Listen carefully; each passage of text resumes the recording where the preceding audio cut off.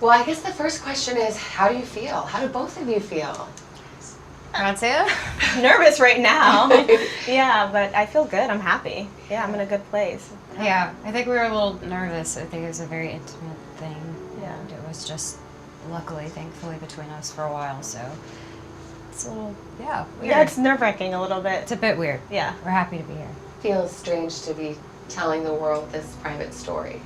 A little bit, yeah. And then I think the question of figuring out, what that means, that we all obviously went through that, and I know I've kind of lived my life in a position where people have seen a lot of it, but this is something that's important.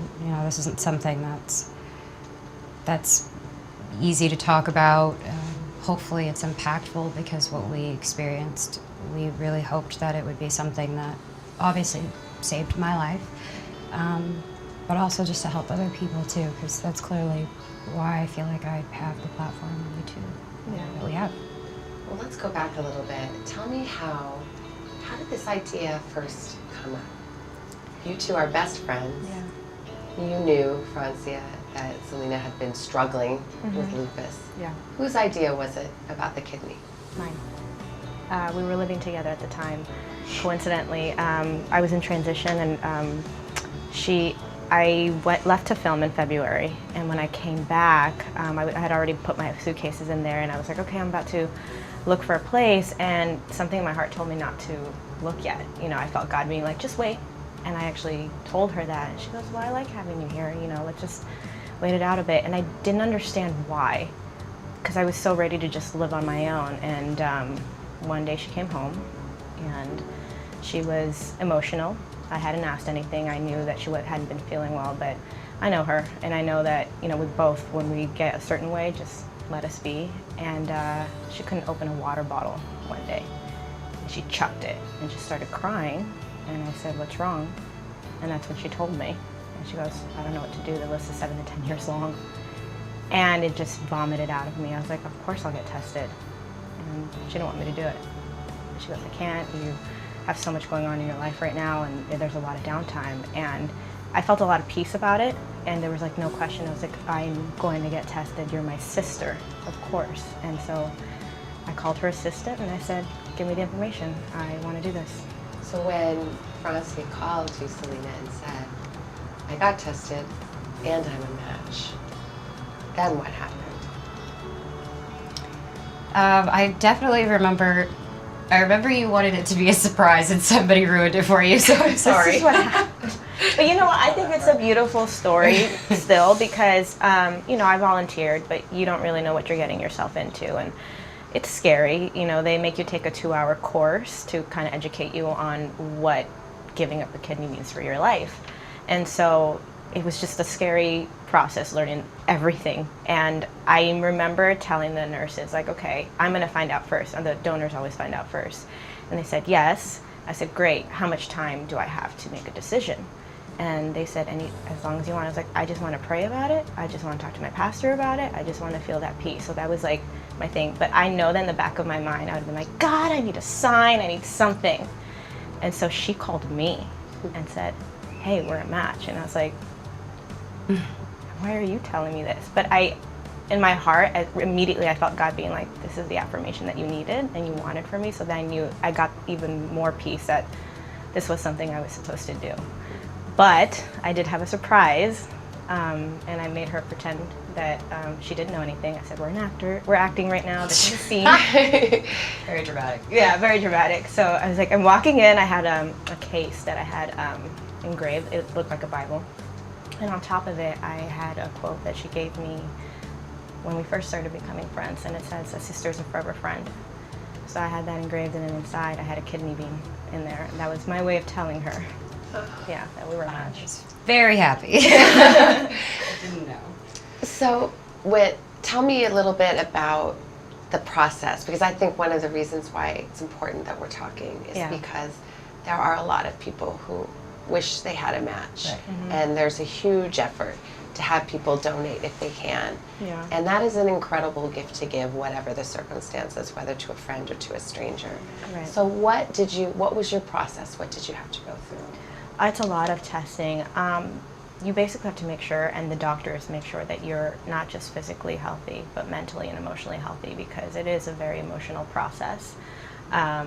Lots of blood work. I remember the first time that I went in, they took like 30 vials of blood. And I'm just sitting there. I mean, I don't think my blood was even flowing anymore. It was so much. CT scans, X-rays, sugar drinks that I don't drink sugar, but they wanted to test your blood having fast for 12 hours, and then after you've had sugar, because diabetes is a risk, and that runs in my family. So it was a whole process, but with our situation, because we were kind of an emergency situation, I did everything in like a day. And usually the process takes like 6 months. You feel like, I mean, because people, you know, the notion of all of that private struggle and sadness is so in contrast to this beautiful, vibrant, successful superstar that the whole world saw. Yeah, maybe. But I'm also kind of honest with where I am. As much as I want to be, I'm willing to share what I want to share. But at the end of the day, I have the exact same pressure of everyday stuff. But I never viewed myself as that. I think that's when it gets dangerous. I never viewed myself as anything other than who I am. And I am very aware I have a platform. I've always tried my hardest to use that for positive, and in a way, that platform has saved me from myself a lot, because I wouldn't want anybody to experience what I've experienced. I wouldn't want anybody to hurt or understand or feel alone. And I get it. I'm constantly on things. I'm distracted by the world and the ways of the world, my generation. I think it's very difficult to be living in my time right now with our girls our age. It's really hard, and I've always just wanted to exude and show people that I'm not unattainable. You're not looking at someone that's, oh, you've got everything. That's not the case. I love what I do. I work really hard. I have worked really hard. But at the end of the day, I'm a person, and if I could let people know that they're looking at things that sometimes aren't real, they need to understand that they're beautiful, they're real, they're going through things, and it's completely okay. That's why I'm so fortunate that it was one of my best friends that I got to experience this with. And we actually met somebody shortly after that you're close with who had a transplant too, and then you just have this whole new perspective on people that go through something. A stranger giving somebody else a kidney is even amplified, because there are people who are so good that they want to help somebody, and that's so beautiful and rare, and people need things. Nobody's aware of half the things that doctors and, you know, lupus or cancer or, you know, a kidney transplant, an organ, heart transplant, all these things. I don't think people are aware of how much that's a need. And there are simple things you can do, like even just donating blood, or maybe just being aware, talking about it, putting on your license and accepting maybe I do want to be a donor to when I don't need my body anymore. That's a big deal, but I'm just saying there are things that you can do, and I think that's something that's important. I think people should be aware of that too. And I don't know, I think that's... Yeah, it's definitely a rewarding experience, especially because a few weeks afterwards, you know, my friend called me and she said, hey, I heard about what you did. My boyfriend's doing it tomorrow, anonymously. He didn't know who he was giving it to, and I was like, wow. So cool. Yeah, let me talk to him, because I know exactly how this feels. And a lot of information that I had given him, we were so lucky. We have amazing, amazing doctors, and half the stuff I told him, he didn't know. Did you ever, in your hardest moment, think, why did I do this? No, I never regretted it at all. I'm actually really honored and grateful that I was able to do that for her. And, you know, sometimes I even look at her and I'm like, wait, so I did that? Like, it's just weird. And, you know, she tells me, like, you saved my life. And it's just hard to process, because to me, like, I love her so much. She's my sister. It's like, it wasn't even a question, never a regret. I think just the recovery was just hard. But again, I'm going to bring up God again, because he's awesome. Like, had him just help me through that. There is something really profound about a friendship, but now there's this physical connection. Yeah. Something that was in you, Francia, is now in you, Selena. You ever let yourself think about that? So weird. It is weird. I do, yes. And you know, There are a lot of, so because I went through that process, you know, I think as a woman, especially now, there is the physicality of it, and I actually have a little bit of a protrusion that will be there forever, and that means I kind of have to dress differently and be aware of it a little more, and it was really, really massive at first. I ended up having to get it drained because it was just, it had got, my body went through so much. But it was weird, you know, it was just kind of like, I would laugh because we would think, okay, that's insane. That's happening. I have like that was part of your body. I had arthritis. My kidneys were shutting down. I just kept, my mentality was just to keep going. I didn't realize how much it was affecting my body. One day she came home, and I hadn't asked anything. I knew that she hadn't been feeling well. She couldn't open a water bottle one day. And she chucked it, and she started crying. And I said, "What's wrong?" And that's when she told me. And she goes, "I don't know what to do. The list is 7 to 10 years long." And it just vomited out of me. I was like, of course I'll get tested. You insisted. Yeah. I called her assistant and I said, "Give me the information. I want to do this." How were you feeling in that moment? She lived with me in this interesting time where my kidneys were just done. That was it. And I didn't want to ask a single person in my life. The thought of asking somebody to do that was really difficult for me. She volunteered and did it, and let alone somebody wanting to volunteer, it is incredibly difficult to find a match. The fact that she was a match, I mean, that's unbelievable. That's not real. With our situation, because we were kind of an emergency situation, I did everything in like a day. And usually the process takes like 6 months. So it was really fast. It becomes surgery day.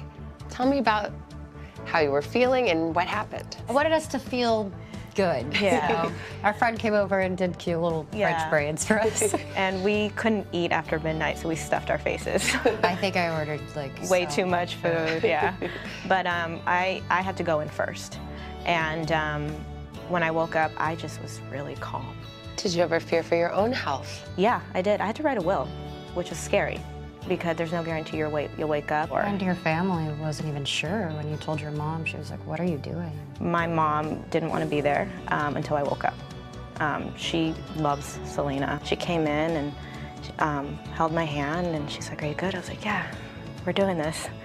And then they give you Valium to calm you down. I don't remember anything else. Well, you did a little peace sign first, and then you went out. I remember waking up 2 hours after, and I saw my mom, I saw my stepdad, and I felt okay. I felt really good. I got to see you and tell you I love you, and then I went back to my room, and I started to attempt to fall asleep. And in the middle of that process, I started hyperventilating, and there was so much pain. My teeth were, I was like grinding, I was freaking out. It was a 6-hour surgery that they had to do on me, and the normal kidney process is actually 2 hours. Apparently one of the arteries had flipped. I'm very thankful that there are people who know what to do in that situation. What has the recovery been like? What I wanted more than anything was that we were together, so I actually got a space for us to be in together. You know, you're on bed rest, you're allowed to walk an hour a day. You can't do any stairs or anything crazy. It was hard because you constantly needed to ask for help. Yeah. I think one of the most humbling experiences was needing help to like put on underwear. We couldn't take showers by ourselves. I mean, it was a really brutal process. You feel that Francia saved your life? Because she did. That's it. I guess I got to the point where it was really kind of life or death. It's really hard to think about or even to swallow, especially now that as soon as I got the kidney transplant, my arthritis went away. My lupus, there's about a 3 to 5% chance it'll ever come back. My blood pressure is better. My energy, my life has been better. I just really hope that we can help somebody. I really do. I don't think what we went through was easy. I don't think it was fun. And I hope that this inspires people to feel good, to know that there is really good people in the world. I would get fevers, headaches, I'd get fatigue, but I always just kept going. I kind of ignored it, to be honest, because it wasn't something that maybe I really wanted to accept. I don't think I made the right decisions because I didn't accept it, and that's extremely selfish and at the same time really just unnecessary. You know, I'm not really proud of that. It sounds like you're being hard on yourself. To me, it seems like, weren't you just a young woman who wanted to just not have to be sick? Sure. Yeah, that would be easier if I just accepted that, but I am definitely the hardest person on myself for sure. I went away to a facility, I took some time off, I needed to get my mind right, be healthy. I removed myself from everyone in my life. I went 6 months without speaking. Yeah, and just the fact that you have people in your life that can understand where you are, not judge you for it, not make you feel bad for it. It was a huge lesson of friendship for me and trust, because it's easy to, you know, feel offended or want to be there. I feel like you got caught up in No. the business or fame or that kind No, of I stuff? definitely don't. No, I don't think I ever accepted the position I had. It was me almost feeling guilty about fame. Because people could see anyone in my position and just say, wow, they have it all figured out, they've got everything, they get to live this cool life. So privately, it's a whole different feeling. Yes, you're isolated, you're being looked at, you're being judged. I'm always trying to be nice, I want it to be great. Yeah. That's genuinely who I am deep down. But it just seemed pointless. That anxiety and the panic and some of those parts of it, that's part of lupus. That's part of the condition, isn't it? It is, because everything affects your body too. I think that's a huge part of why I was feeling that way. I had a lot of fatigue. I wouldn't want to leave the bed a lot. Francia, it takes a lot of courage to do what you did. Yeah. A lot. Where did that come from? The only answer I have is God, honestly. If I didn't have my relationship with God, I don't think I would have been able to. What I believe is that it does happen for a reason. I think a huge part of my discernment and my honesty and my truth has been because I've had a relationship with God.